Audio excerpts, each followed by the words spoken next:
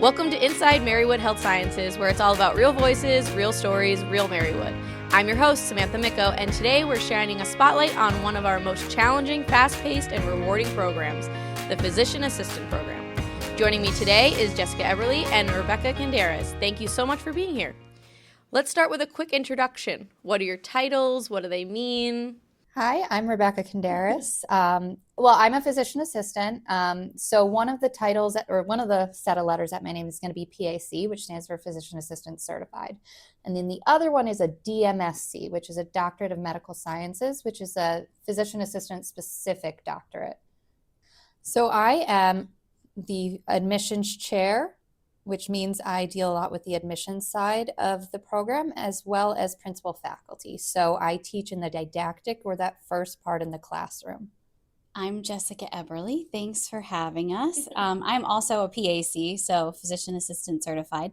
I do not have the DMSC title. I have a MSPAS, which stands for Masters of Science in Physician Assistant Studies. I am pursuing a PhD here at Marywood, but don't have that under my belt yet. I'm also principal faculty, and I also am the academic director, so I oversee our first year in the classroom when the students are sitting and learning all day long.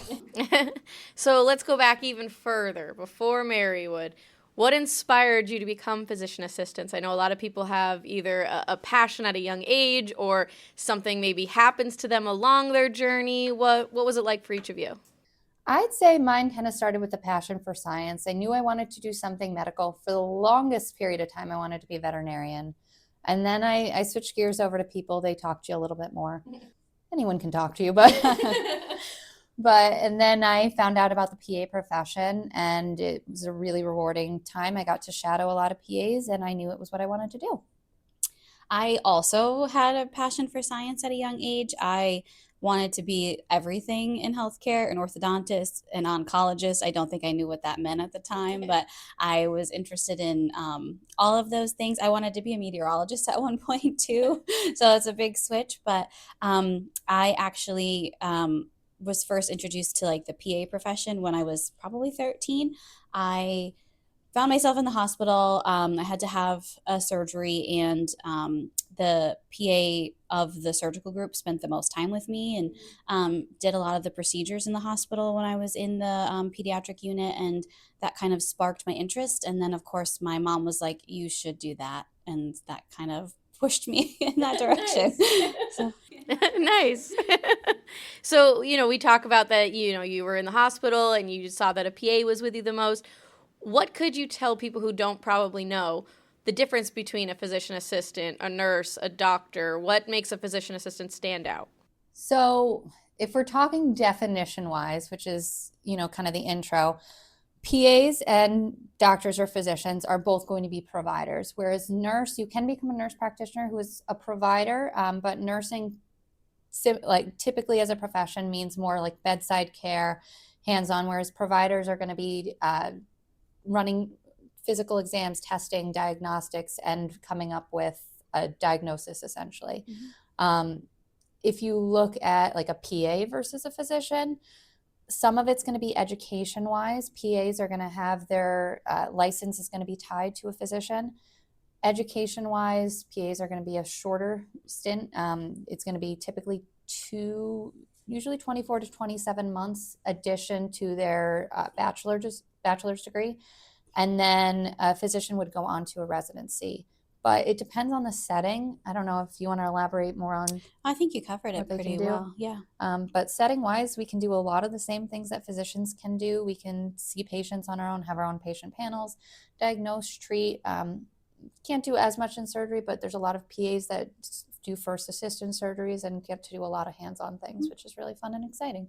Did you know that you wanted to be a physician assistant? Is that did you have to go through the chart and be like, which part of the medical field do I want to be a part of? Yeah, I think it's a pretty common thought that people have when they want to get into healthcare, and they're like, I know I want to be a provider, is oh, I want to be a physician, like that's what I want to do. But then I think when you delve into it further and you look at the time that's required to become a physician, some people don't necessarily want to spend that long in school or spend that much money in school, and they want to start a family sooner. And we also have the ability to switch between specialties really easily without having to do additional training, whereas physicians have to do a residency program, which is sometimes like 3 to 5 years Yeah. or more even, and then they're kind of stuck in that specialty. Whereas as a PA, you can switch from family medicine to fertility medicine to general surgery, and kind of get that on the job training. So I know that's kind of what made me gear more towards PA rather than a physician. I'd say that was kind of the same. I looked into being a physician. I knew I wanted to do pediatrics, but I really like that. We call it lateral mobility of being a PA. So I can do family medicine, I can do pediatrics, I can do women's health, and I don't have to go back and do additional training. And it was really a shorter time period between completing my education and getting out in the field and seeing patients and helping patients, which I really was appreciative towards. This break is brought to you by Lauren Tokash from Graduate Admissions, reminding you to come to Graduate Open House on April 29th at 5:30 p.m. See you there. So a student's time here at Marywood includes a didactic and a clinical year. For someone who, like me, before entering into this job, what exactly is the difference between those two? What is a didactic? What is a clinical? You want me to take this one? Yeah. So didactic essentially is the first year of the student's time here with us, where they're sitting in the classroom every day, Monday through Friday, usually for many hours at a time, and they are sitting through lecture, or they're in the lab doing different procedures or learning how to do physical exam techniques. So it's really like the foundation for the rest of their education. And then once we are done with them and we have given them all of that knowledge, they move on to their clinical year, which is another 12 months where they do rotations throughout several specialties, about 5 weeks at a time. They rotate through things like general surgery, pediatrics, psychiatry, women's health, emergency medicine, family med, internal med. They get to choose an elective. Some students choose cardiothoracic surgery or reproductive medicine or dermatology. And they also have the ability to do a specialty track while they're here with us, where instead of spending so much time in maybe family medicine or internal medicine, if that student has a really strong interest in something like emergency medicine, they can spend extra time in that specialty on their rotations. So they're really out in the field working with a preceptor, whether it's a physician assistant, a physician, and they're learning stuff on the job, really. And they come back to us at the end of each rotation to do some standardized testing and present cases and things like that. So they really have many opportunities to figure out what field they want to be a part of. So leading up to that in that first year, what are some of the courses or the labs that they really look forward to? Looking forward to, I would say the labs, anything they can be hands-on. So we do, starting with the first summer, we're in with patient assessment, which is going to be how to do an ear, nose, and throat exam, how to do an eye exam, how to do a cardiothoracic exam. So that's probably a favorite. Also medical procedures. Medical procedures is when you get to take blood, when you get to do casting and splinting, you get to learn all these really cool hands-on things. And we have more procedures that we do than a lot of other programs because we have some critical care procedures that we do. So we'll teach them on the models, of course, to do lumbar punctures and chest tubes and central lines with one of our adjunct faculty member who is a critical care PA, which is a really fun opportunity for them to learn those before they get to see them out in the field. I would say those are their favorites. Yeah. Also, we both are very invested in ultrasound because Rebecca teaches women's health, where obviously there's a lot of ultrasound involved, and I teach radiology. So we try to have the opportunity to get the students in the lab and let them actually use our ultrasound probes on models on each other. And last year we started a pregnancy ultrasound workshop, which was fun, where the students got to see some babies in action in the we had a couple of volunteers who are pregnant who let us have a high-risk ultrasound tech come in and do ultrasounds on them, anywhere from like late first trimester all the way up until the third trimester. So they're able to see the baby in development and really what are the components that we should be looking for in a normal ultrasound. So it gives them that experience that they don't always get on the clinical rotations, which is nice. Yeah, they had a lot of fun with that. Yeah, so they're not, waiting till clinical to get hands-on. They're getting hands-on in that first year, even with just lectures and labs. And, I mean, you had a real pregnant woman on the table, right? Yeah, three of them. Three of them. Yeah, and I they even get to do their, we do small groups where we have a labor and delivery simulator, sim mom, who will go through a full labor and delivery. So we do small groups and we bring them in and they're able to watch the fetal monitoring, watch mom's vitals. And it gives them, it's not going to be the most realistic, but it gives them a good idea before they see an actual baby be born, like what should I be doing? What should I be expecting? What am I looking at? And it gets that mindset pretty early on, which is nice. What are things, these are all the things that kids look forward to. What do you think is something they're most nervous about doing? I think it's a combo. I'd say the amount of classes is going to be a very daunting because most of these students are used to taking maybe 2 or 3 like challenging science courses at a time, and now they have 10 to 12 courses that are all going to require attention. I think they get the schedule and they're like, oh, this is a lot. But we do a good job, I think, of getting them acclimated to it, and we have lots of advising sessions for them to keep them comfortable, but that's definitely something. And then on the flip side, it's like that first day of clinical rotation, you're like, wow, I'm going out and I'm going to be in an office or in the hospital seeing patients for the first time. I think it's a little intimidating at first, but also exciting at the same time. Do you have kids that are nervous going out into clinical, or are they like, yes, let's go, I'm so excited? Both, yeah. I think it's a healthy balance. Everyone, I like to say you should have like a little healthy dose of anxiety about it, because that means that you care and you know what you're doing. And like, if you don't know what you're doing, you're going to ask questions or check back or look it up. That's normal. And I think we all in healthcare feel that. And I think that's part of why we got into healthcare. Yeah. We always say you should never be too overconfident in medicine. That's when things are going to go wrong. So it is good for them to have that little healthy dose of anxiety, but it's definitely both. Some of them are really excited, and it might depend on the rotation. They're definitely more nervous for like their surgical specialties because, am I going to break sterile field? Is the scrub nurse going to? Am I going to get yelled at? Am I going to get yelled at? And then others are, a little bit less intimidating, but it's definitely a good mix. Is there a certain rotation do you think that kids gravitate towards the most? Like they're most? It depends. It depends. Every class has its own because you have ones that absolutely are terrified to do women's health, some that are most excited to do it, some that really want to be in the ER, some that aren't feeling for the ER, some people who want that fast pace and then they go into their family medicine and they're like, this is going to be boring. Yeah. So it just that's the great thing about that lateral mobility and the options with being a PA is there's so many things for so many different types of people. So looking back to when you guys were in school, what do you think has changed the most about how didactic works, how clinical works? What?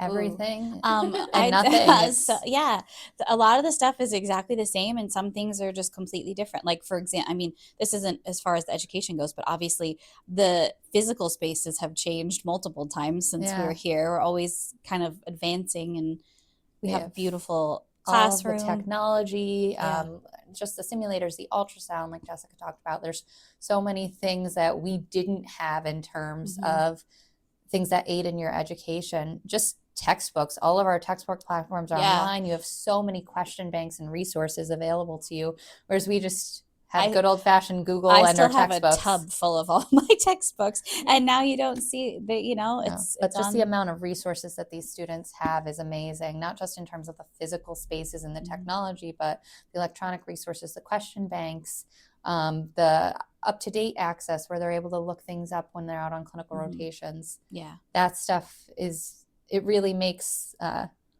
our clinical education look a little obsolete, but it's exciting to see. Both of us are alumni from this program, so it's nice to see how much has evolved and changed. Yeah, I think that's one thing that we do really well is even since we've started teaching full time, we're always improving. Like each year, I feel like there's something that gets better and gets better and gets better. So yeah, a lot has changed really for the better. Saludos Pacers. Remember, no matter where you're from or where you're going, siempre pa'lante. Always press forward. Stop by our offices on the 3rd floor of the Learning Commons to meet the team, explore global opportunities, find ways to connect across cultures, and maybe soon you'll say que chimba when you find your next adventure. We're here for you.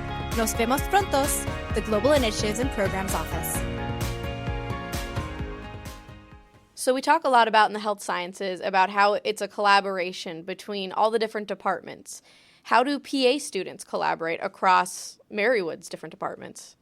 So IPE, or interprofessional education, is a really important component of healthcare education, not just for PAs, but for every healthcare specialty. So that's something that we put right into our curriculum. So we have an IPE committee right here on Marywood's campus, and we do 2 events with our didactic students. So in the fall, we do like our speed meet. With that, it's really fun. There are health professional students from across campus, but also we have, OTA, PTA, physical therapy from some of the other campuses across the area that come to campus and work with us. During those events, they do like a quick meet where they talk for 5 minutes with a student from a different health profession.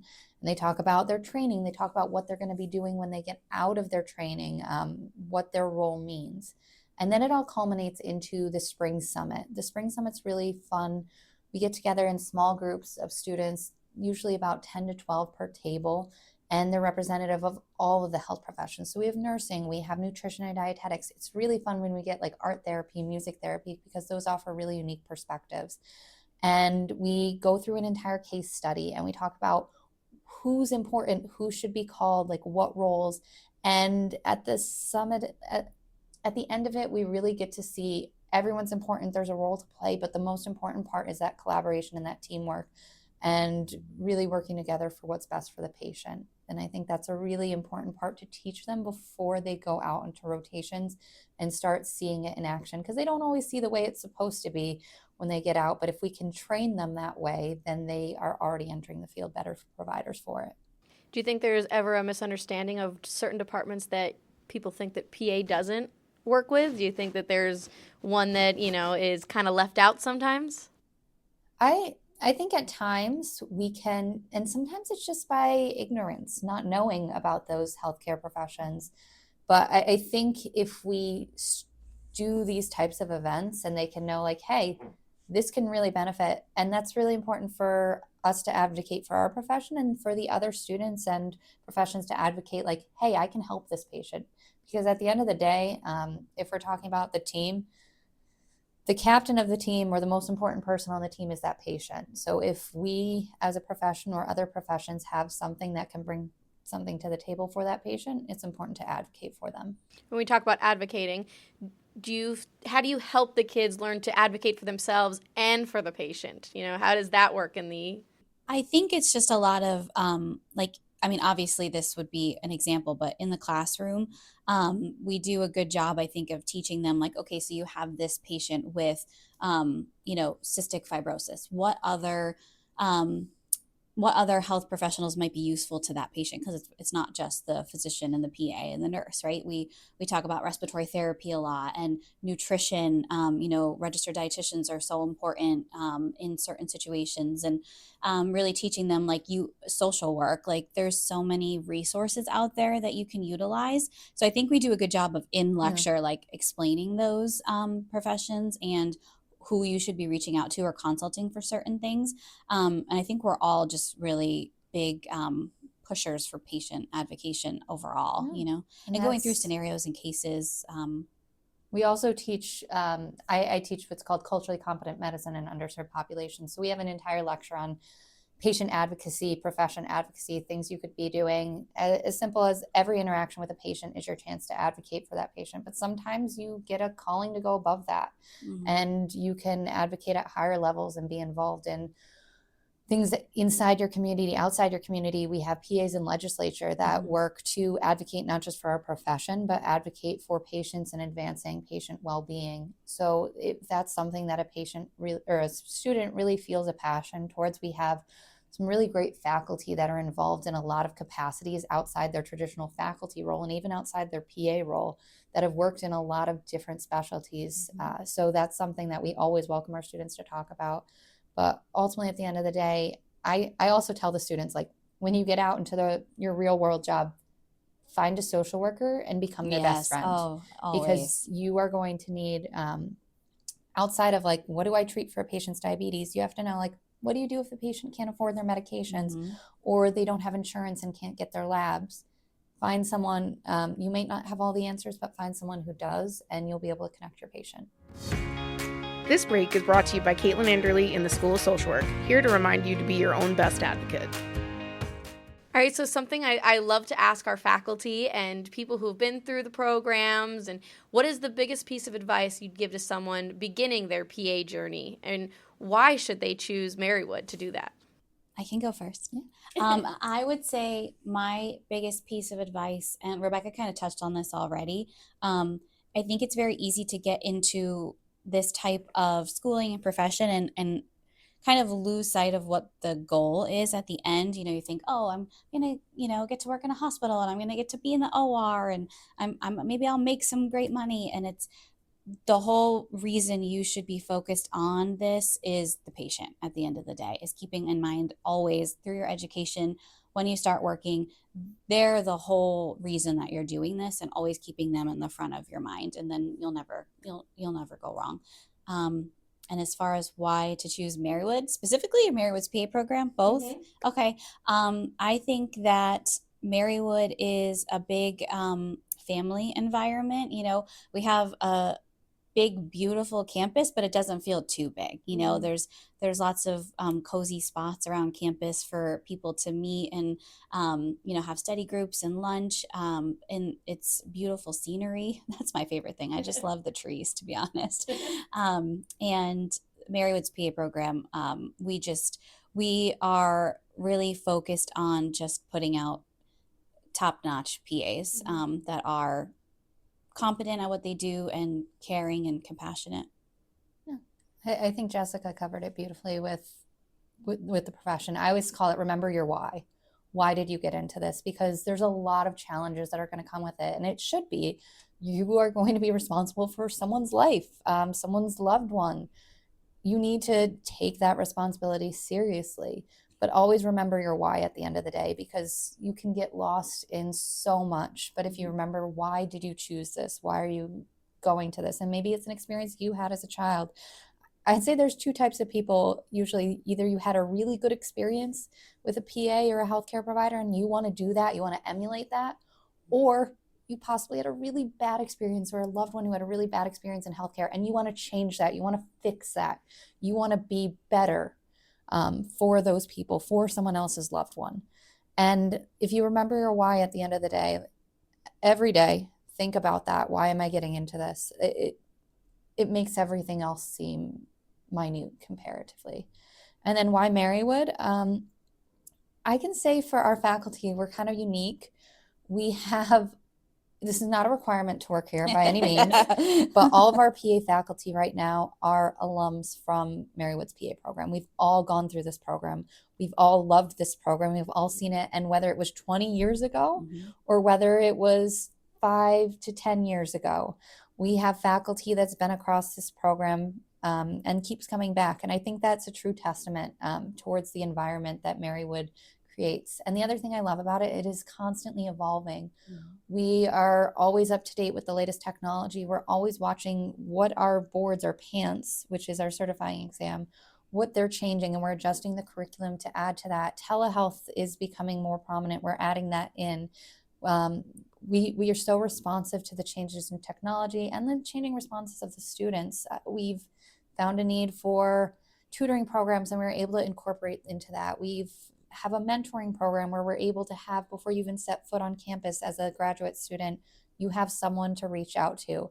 And that's something I really feel like not all programs are like this. Not all programs can you go up to your professor and talk to them and feel comfortable. And then, of course, our campus is beautiful. And if you don't know that, come and see it. I agree. Walking across campus is always a great sight to see. Not necessarily. It is what feels like 1 degree today, so I wouldn't recommend it today, but most other days. Yeah, I'm Go a ahead. fan of the spring and fall times, Yes. Summer. But Summer's nice too. it is pretty when there's a nice snowfall, Yeah. but it is very cold right now. That is true. Well, before we wrap up, we're going to end with a little rapid fire round, okay? Quick questions, no overthinking. First answer that comes to your mind, okay? Oh, no overthinking. No overthinking, no overthinking. We just shouted I've at never the done same that. time. Yeah, shout it out, say whatever, yes. Oh, okay. Well, maybe not shout, but Favorite clinical setting? emergency medicine, Outpatient, family medicine. hospital. Yep. Yeah. Okay. Would you rather assess or diagnose? Ooh. Assess. Assess. That's really, you get to know them. Would you rather wear scrubs or athleisure? Athleisure. Scrubs. Digital notes or paper note taking? Digital. Digital, but I do still take notes on paper, like Yeah. jot them down. Coffee or energy drink? Both. None. Do you drink something are you a tea drinker, a soda drinker? You like I like hot I'll chocolate. have a hot chocolate occasionally. My Coke Zero. I That's have true. a sticker on my laptop for Coke Zero, so I get you. I like the Diet Coke myself. All right, so those are some easy ones. How about a little hot takes now? All right, not too spicy, but just a little. Okay. AI. Do we like to embrace it, or is it really scary? Embrace it. Cautiously Yes. embrace. So you're starting to use it in classrooms and more in the PA world. Oh yes. Yes. And note taking in clinical practice. But yeah, like she said, cautiously. Always check what Double, AI triple, does. check everything. But it can be a huge time saver, and students can utilize it to help write their own case studies, to study. It really, I've found a lot of use for it in Yeah. education too. Good. Patients Googling their symptoms, is that helpful or no? It depends. It can be sometimes, but I think that Google can be a scary place sometimes for a patient, and it will definitely tell them the worst things that can Yeah. go wrong more often than like the most likely scenario. Yeah. I mean, it is important. Patients know their bodies better than we do, so Mhm. I never want to downplay that. But ultimately, I do feel like Googling your own symptoms does lead to a lot of undue anxiety. Yes. I agree. Every time I get a splinter, I think I'm going to die. Yeah. Right. Right. Yep. So nurses, PAs, doctors, PTs, always teamwork or sometimes a little bit of a turf war? There are some turf wars. Mhm. Not that we want it to be there, because at the end of the day, all that matters is bringing high quality patient care, especially to underserved areas. Mhm. So it's not something that we as the PA profession personally have a turf war, I'd say. Right. No. Other professions might Yeah. start some, but Right. Yes. we have no beef with any of the above. No. No. We welcome all help. Lastly, favorite medical drama, favorite and most accurate. Oh, can I go first? You can go first, because the only thing nearly medical I've had recently is Paw Patrol with Marshall, the Doc ambulance dog. McStuffins. Oh, and Doc McStuffins. Doc McStuffins. Most accurate. My favorite is Grey's Anatomy. Okay. It's just nostalgic. Most accurate. Most accurate is No. not. It is not. The Pit, which is new. And I always urge all of our students to watch it. It's new. There's obviously only the second season just started, but out of all the ones that I've watched, I found it to be the most accurate. Obviously, it's emergency room based. Yes. So, but that's I've what I would heard the say. best about the Pit. I have not watched it personally, but I've heard the best Yeah. It's feedback pretty. about how they actually address situations. Yeah, they have PAs actually Yeah. on their what would you call that? Like a consulting Yeah. team, I guess, for their script writing, which is cool. better than all the plane I'd like that crashes job. and Yeah, cyber my husband takedowns always of says Grey's Anatomy. There's just always something crazy happening. The amount of natural disasters that can happen in one place. I would be in the worst hospital I think in the world, right? To be at Grey's. Yeah, I think you'd move. I think Another at that plane point you'd crash. find another job. By the third plane crash, you It's time simply to move have to across go. country. Yeah. Maybe at least a different hospital. Well, thank you both so much for joining me here today. Well, thank you for having us. And thank you to our listeners for tuning in to another episode of Inside Marywood Health Sciences. Real voices, real stories, real Marywood. Be sure to subscribe so you don't miss future episodes. And if you enjoyed today's conversation, share it with a friend or a future pacer. To learn more about the College of Health Sciences, visit marywood.edu/healthsciences or follow us on Instagram at marywood.chs. Until next time, I'm Samantha Miko, and this has been Inside Marywood Health Sciences.